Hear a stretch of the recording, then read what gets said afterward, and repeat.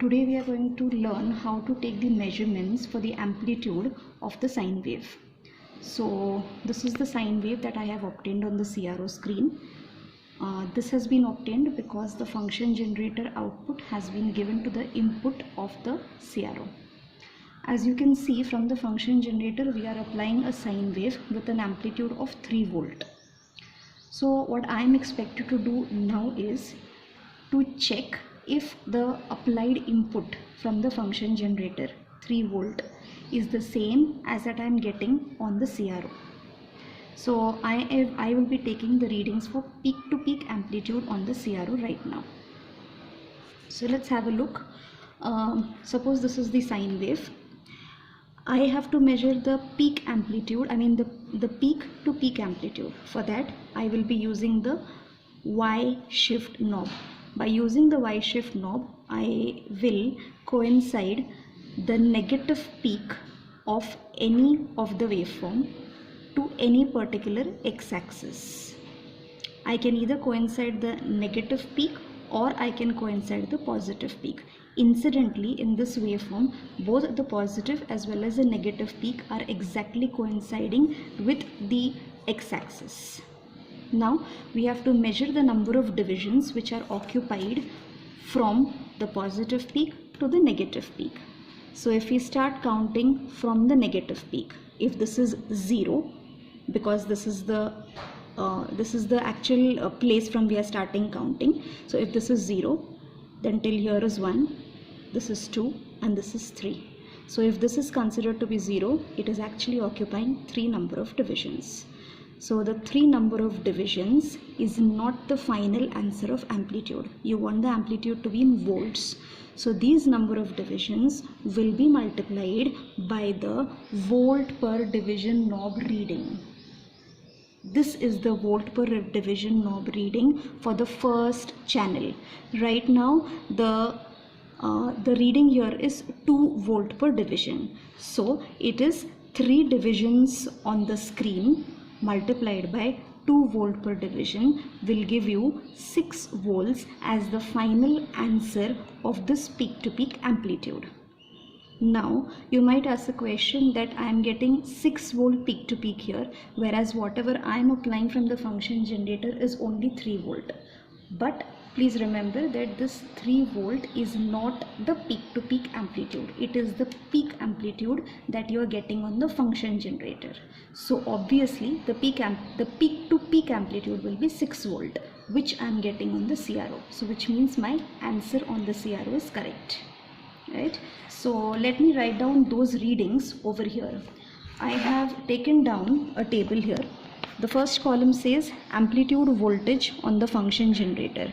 So because the function generator amplitude is in peak, so I will write down V peak here. So the theoretical value that I gave from the function generator was 3 volt. The next column says number of divisions on the y-axis.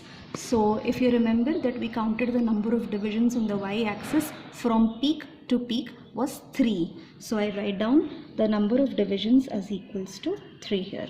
Then the volt per division reading. So this is the volt per division reading for the first channel, which is 2 volt per division. The unit is not 2 volt, it is 2 volt per division.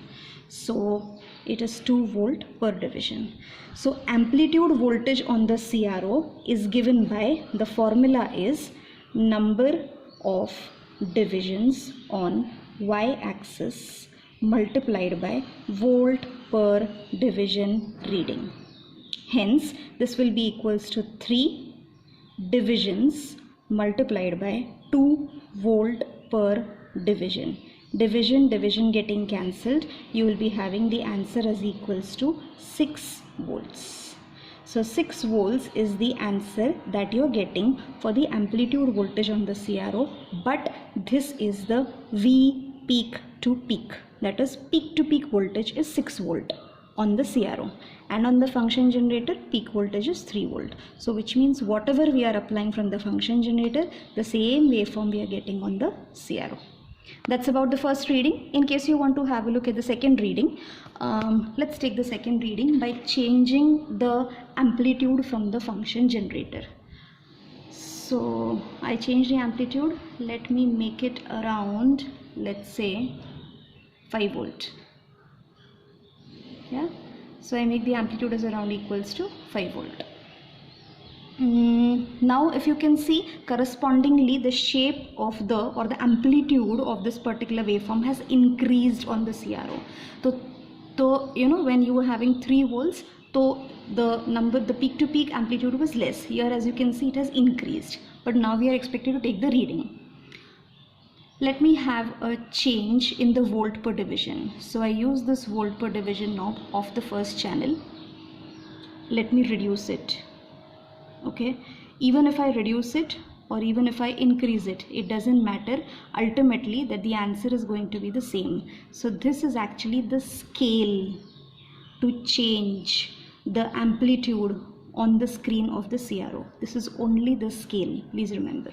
Yeah, so if I have this as the position of the volt per division knob, I use the Y shift knob. I coincide the negative peak of the waveform along with any one of the x-axis. I start counting from here, 0, 1, 2, 3, 4, and this is slightly less than 5, so it is 4.8 divisions. Why 4.8? Because each small line corresponds to 0.2 divisions. So this is 1, 2, 3, 4 and 4.8 divisions. So let me write down the reading as equals to, number of divisions on the y-axis is equals to 4.8. Then the reading on the volt per division knob is again 2 volt per division. So let me write it down as 2 volt per division over here. For the first column, it is amplitude voltage on the function generator. If you remember, it is equals to 5 volt peak. 4.8 multiplied by 2 is expected to give you 9.6. So I will be getting 9.6 volt peak to peak amplitude on the CRO. As per the theoretical value, if peak is 5, peak to peak has to be equals to 10 from the function generator.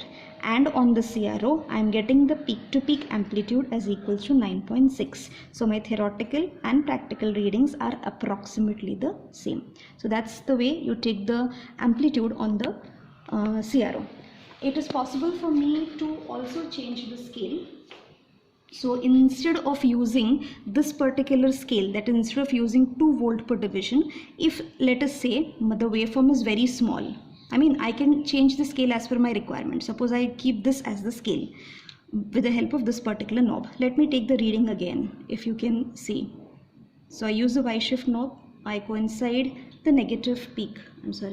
I coincide the negative peak with this x-axis. I count the number of divisions. They are equal to, if 0 is here, then 1 and 2. So there are 2 divisions. 2 multiplied by 5 volt per division will give me the answer as equals to 10. So 2 into 5 will be 10 volt peak to peak, and that is what I was expecting, because from on the function generator I gave the amplitude peak as 5, so I was expecting peak to peak as 10. So whether I keep the scale as this or I keep the scale as this or I keep the scale as this, is doesn't matter, because ultimately if this reduces, then this scale has to increase. So if you can see, if this is 1 division, here the scale is going to be 10 volt per division. So 10 into 1 will give me again 10 volt peak to peak. So this, in short, knob, volt per division knob, is just used to change the scale of the waveform on the y-axis. It doesn't matter whatever you keep the scale as, ultimately this reading multiplied by these number of divisions is going to give you the same answer anyways. Thank you.